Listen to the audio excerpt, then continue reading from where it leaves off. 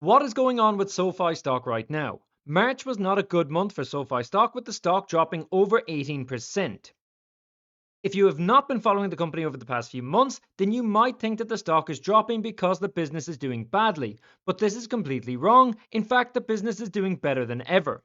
This is a must-watch video where I will be looking at why SoFi could be one of the best bank stocks over the next 5 years. Before we get into it, if you find any value in this video, can I ask you to smash the like button? It literally costs nothing, but it helps me out so much. I'm aiming to get over 300 likes on this video. Help me hit that goal.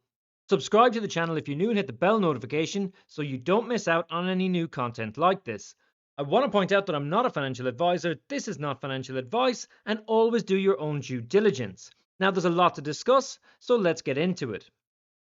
First of all, what is SoFi and how is SoFi different from normal commercial banks?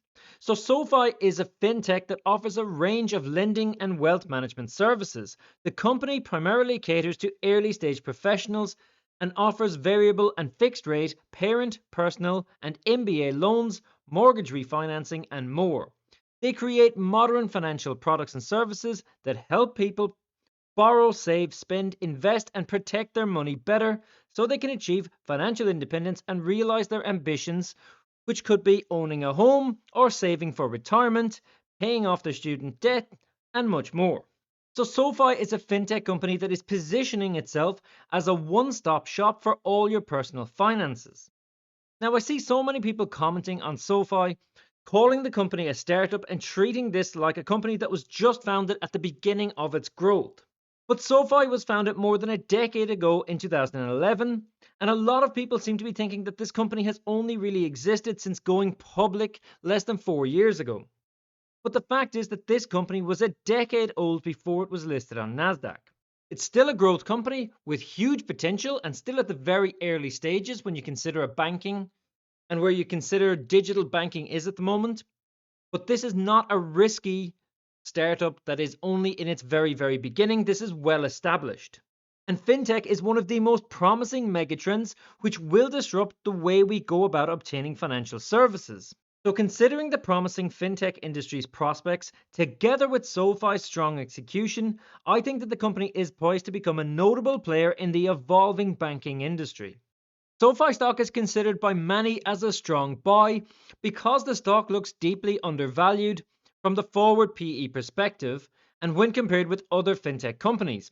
So as I said a moment ago, if you've not been following the company over the past few months, you might think that the stock is dropping because the business is doing badly, but this is not the case. When we look at the most recent investors presentation, this presents a very different picture of the company. In fact, this is a company that is doing extremely well with regards to almost every sector of the business.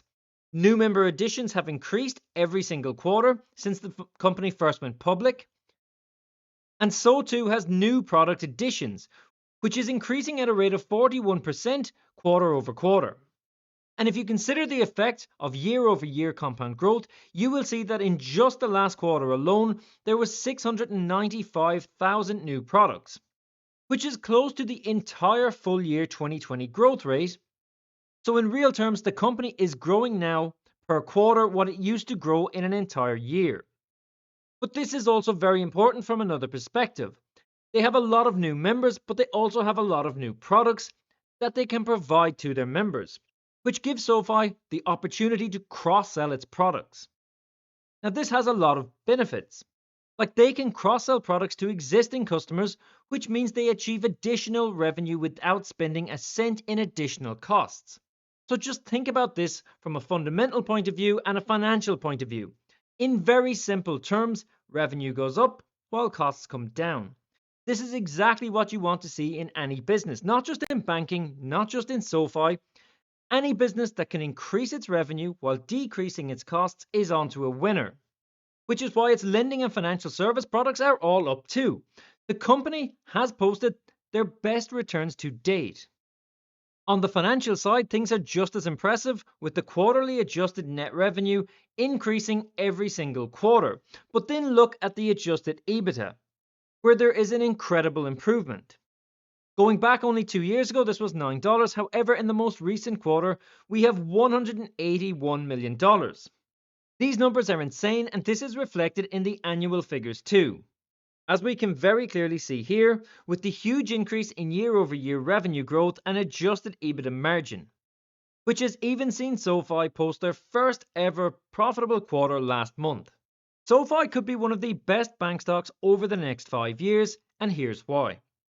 Not only does SoFi offer a full set of financial services in one digital app, but digital banking is growing and SoFi is poised to benefit. Now, last year the stock more than doubled, but so far this year the stock has dropped again, dropping more than 24% since the beginning of January. SoFi started as a student loan cooperative, but it now offers a complete suite of financial services on its app. It encouraged customers to adopt more products, leading to higher revenue per user and lower servicing costs, which has helped SoFi scale up to the point where it could profit on its services. It is also helping SoFi lay the groundwork for success as a digital users increase. As more and more banking is going online, SoFi is well positioned to benefit. It's setting itself up now for the success in the near term, but also success in the long term. According to Statistica, digital banking users will increase over the next 2 years, and that trend is likely to continue for many years.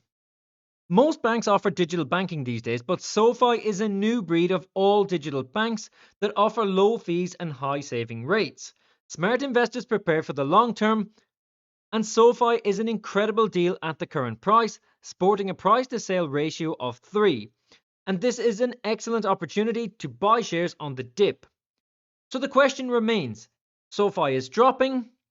Is SoFi being manipulated? And a better question is, by who? So many of you have commented on my other videos saying that SoFi is being manipulated, but no one is actually saying who they think is manipulating the stock. So who do you think is manipulating SoFi? And are they manipulating other stocks too? Leave a comment below. As a SoFi investor and as a viewer of this channel, I want to know your thoughts on this. Now, in this video, I have looked at the company in general and viewed some of the investors' presentation, but I have not really delved into the financial statements and what these could really look like over the next 5 years. If you want to see an analysis of SoFi from the financial perspective, then like this video and drop a comment below. As soon as I get 300 likes on this video, I will do a SoFi financial analysis with my own price prediction for the next 5 years. In my opinion, there is a lot to be bullish about, both in the short term and the long term for SoFi investors, but this is just my opinion and not financial advice. There's a lot of talk on social media right now about SoFi, but always do your own due diligence. Remember, I'm not a financial advisor, but if you enjoyed this analysis, then please like and subscribe. I hope you make a load of money on this stock. Follow me on Twitter and I'll catch you in the next video.